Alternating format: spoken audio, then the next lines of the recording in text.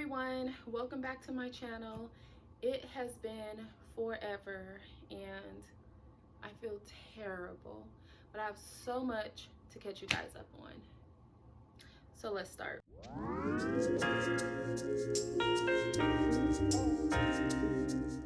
So much to catch you guys up on that I actually had to write everything down. I think the last bump date that I gave was 4 to 7 weeks. Today I am I'm 18 weeks today, guys. OMG. Okay, so let's just jump right into it. So it's been a lot going on with me. You see me looking down, it's because I'm looking at my notes. So for weeks 8 through 10, nothing but sickness and fatigue. I mean, extreme, okay? I was miserable, guys. There's no way I could get on. Nothing changed during those 2 weeks, but I was just so sick that the thought of even setting up a camera, like, no way. I was just So then we get to week 11, and here's where it started to get a little weird. So I started to feel vaginal pressure and back pain anytime I got up to walk, and that scared the crap out of me. With my 4th pregnancy, around 16 weeks, my cervix was really short and I started to have a lot of pressure, and they thought that they would have to do what is called a cerclage on me. That's where they go in and they sew, close up your cervix to keep baby in there. Luckily, I didn't have to have that. I was just on bed rest last time, but because of that history, I thought this is happening all over again, and I was really scared. Went to the hospital. They checked for amnio fluid. There was none, and they wanted me to follow up with my doctor. My doctor was still concerned because my cervix was shortened, but she said that she does not do cerclages until week 14, so we were going to wait until then, and then she put me on bed rest. Turns out I didn't have to have it. I'm still experiencing vaginal pressure, so they are keeping the eye on that just because of my history. That was that.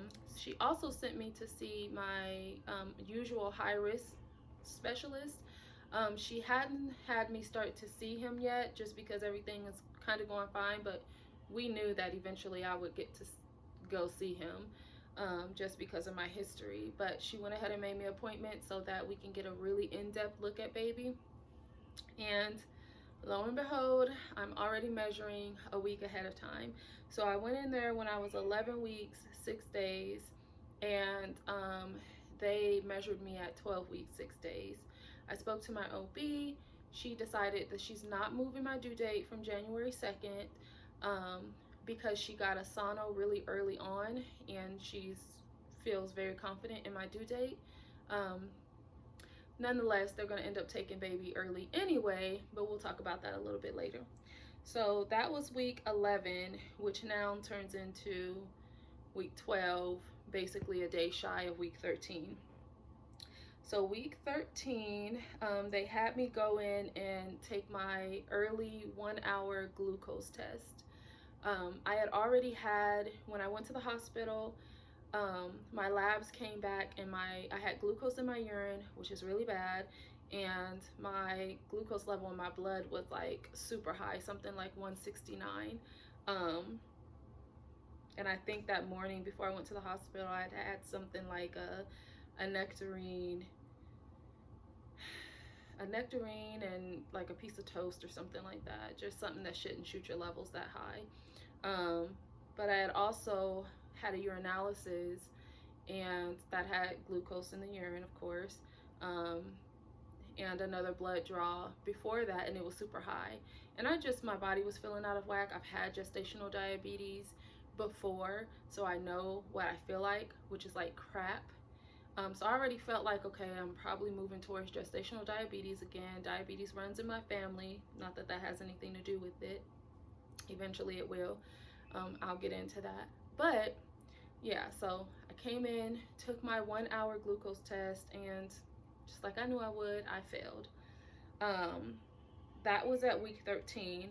Week 15, they brought me back in for my 3 hour. At this point, I wanted to ask my OB if we could just go ahead and start treating me for gestational diabetes, because I knew it was coming on, but afraid to, really ask. I just went along with it.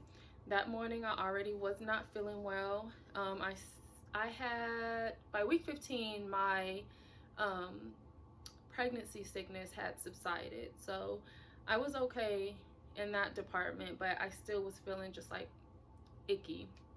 And also, after I took my 1 hour, for like 72 hours after that, I felt like crap. And so I was dreading drinking the glucose drink. But I went ahead, did it anyway. I spoke to the lab tech and I told her it made me sick for the 1 hour.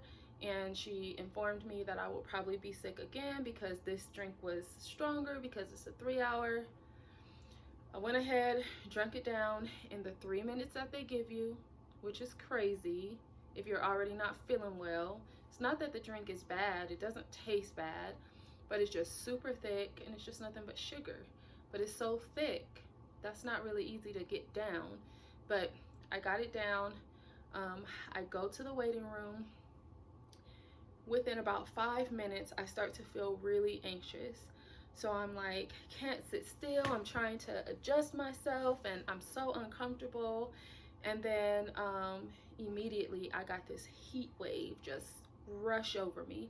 So I stand up, and now my anxiety is kicking in more because I'm in a room full of women and I can't sit still and I don't know what's going on.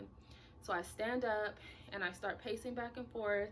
I have a piece of paper with me and I'm fanning. I'm okay.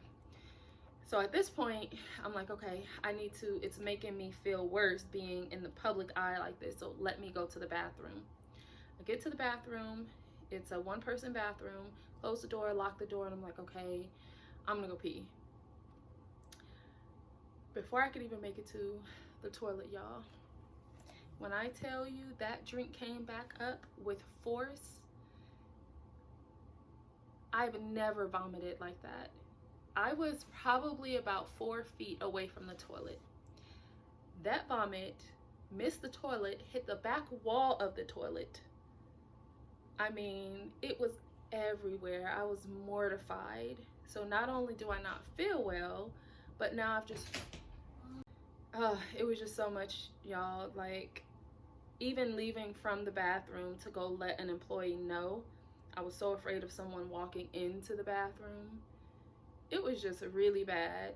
And so when I get to the lab, I tell her, like, it all just came up, and she's like, oh, okay, well, that's gonna void the test for the day.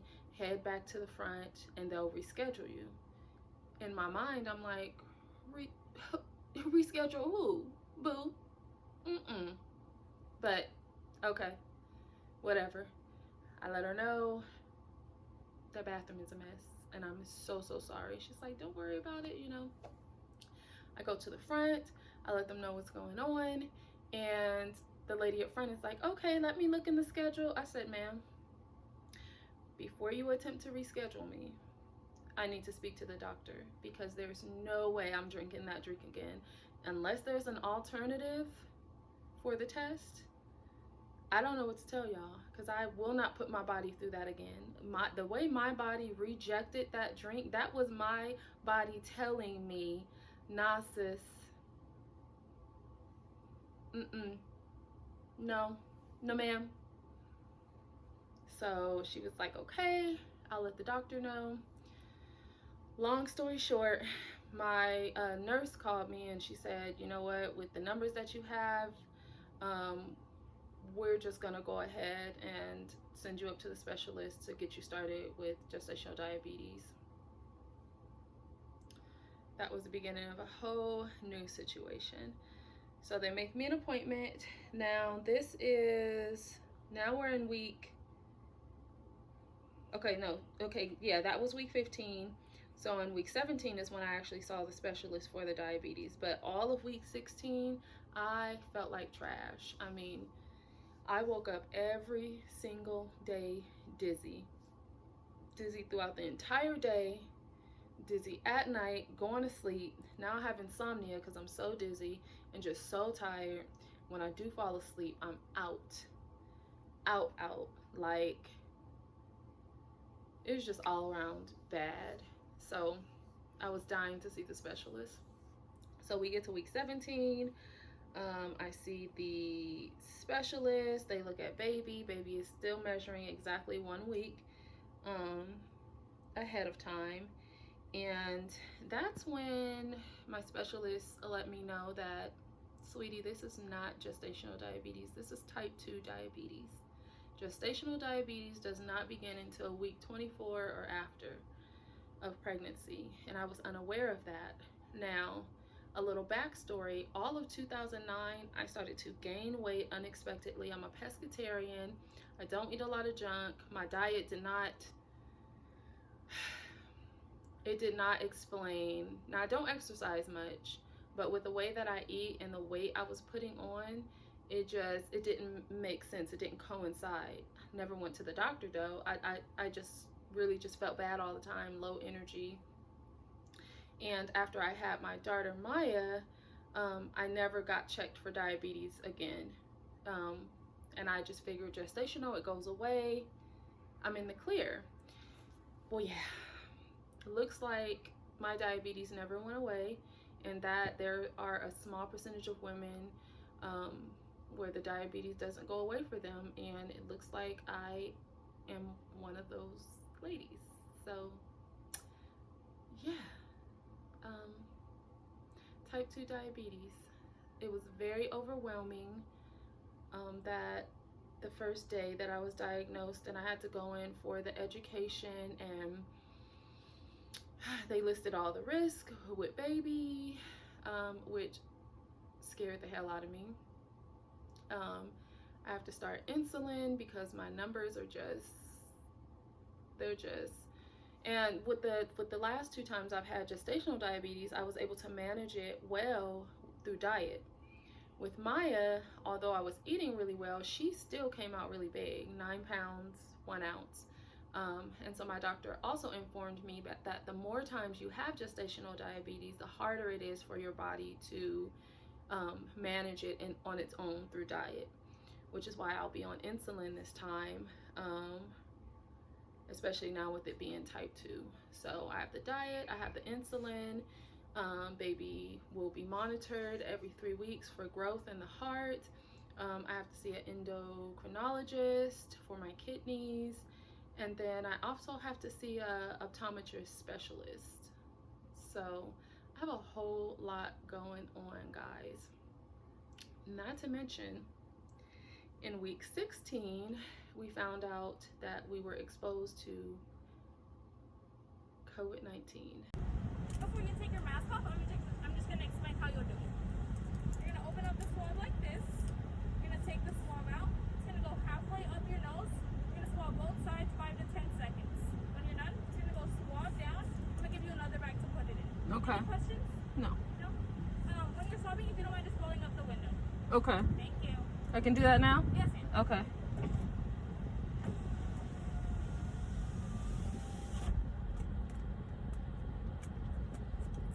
This is a drive-through test, and I am getting ready to swab my nose.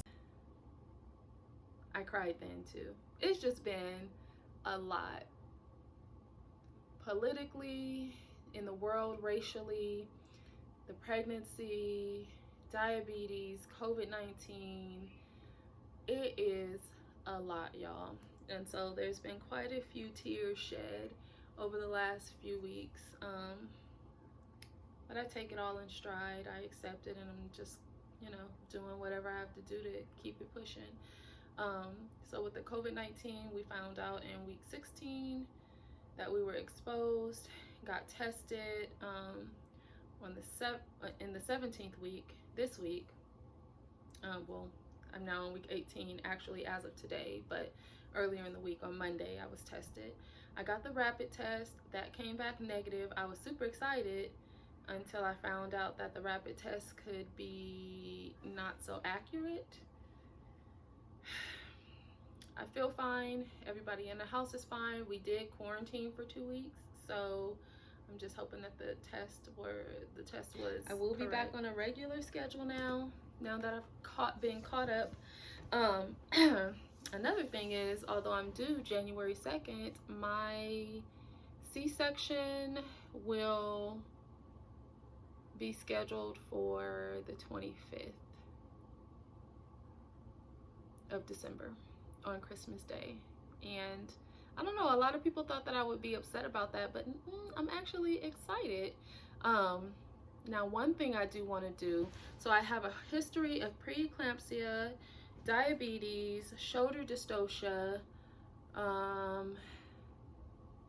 and possibly, I don't think it was a uterine rupture, but we're waiting for my medical records. From my understanding with Maya, when they went in to do my C-section, I just remember hearing the doctor say, oh my God, I don't have to make an incision. I got pregnant with Maya 6 months postpartum from Cali. So at the time, again, it's just so much information that is not given. I've never been told that you should wait at least 18 months to get pregnant again after a C-section. I didn't mean to get pregnant. We wanted to get, but we were planning to get pregnant 2 months later than when we expected. So that even then, that was only eight months. That's still not enough time, but I had no idea. So yeah, I got pregnant 6 months postpartum with Callie with Maya, and so we aren't sure if my uterine incision just did not completely heal, and with Maya, it just kind of opened itself back up, or if there was a rupture. I did have a internal bleed during my C-section with Maya. It took them 2.5 hours to stop that bleed. Afterwards, I had to have a pump put into me that was inflated between my uterine incision and where I had the bleed, and my uterine wall. Not to mention, I was in the hospital for like 5 or 6 days, and I had to have a blood transfusion. Yeah, so just lucky to be here sitting with you guys today. I think I had maybe close to 12 doctors come and see me after my last C-section, because they just were like, we're so happy that you and baby are here. And I tried everything not to have a C-section, and I had her exactly at 40 weeks. The rest of my daughters I had at 36 weeks. And I just say this was God just watching over me, because I usually go into labor on my own 36 weeks. This one is 40 weeks and she still was chilling. But had I actually gone into labor and started having those contractions, that bleed would have killed me and Maya before I would have been able to get any medical help, because my plan was to go into labor at home and labor at home for as long as I could, so that I could go to the hospital and have a VBAC, even though she was measuring big, and that probably wasn't a good idea anyway. I don't know. It's a lot, y'all, especially today. And being a Black woman and having to deliver in these hospitals, and you see all the social media posts and things get in your head, and you're seeing all these beautiful women dying and their babies dying, and you just don't know what to do. It's really hard as a Black woman today. Yeah, so I still, as crazy as it sounds, I still would like to have a VBAC, even with all of those conditions that I've had before. I think I can do it. I think my body can do it. But what I'm going to do is I'm going to wait on the report to come in so I can find out if I had a uterine rupture or not. If I did, then I'm just going to go with the C-section on Christmas. And if I didn't have one, then the only thing that I will take into consideration is how big baby gets. If baby does not get bigger than 8 pounds. 8 pounds and up, I'm just going to be okay with a C-section. But anything smaller than that, I'm going to push for a VBAC and just be induced on Christmas Day. So we'll see how that goes, y'all. But that is my update for now. Again, I'm so sorry that it took so long. I appreciate every single one of you guys who have subscribed to my page, who's following my journey.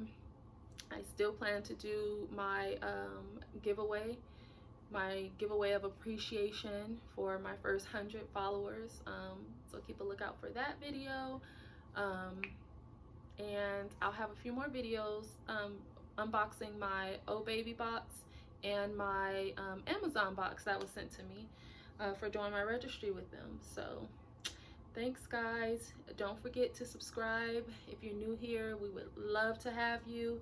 Eventually I will start bringing the family into a lot of my videos, doing some vlogs so you can meet them, because they're nuts. I don't know if you've heard them in the background. They're nuts. You gotta meet them. There's no way. It's just no way they can't be a part of this. But for now, thank you. So before I let you guys go, I wanted to show you my baby bump. I was so early the last bump date that there was nothing really to show. Now there's something to show. So here's my baby bump.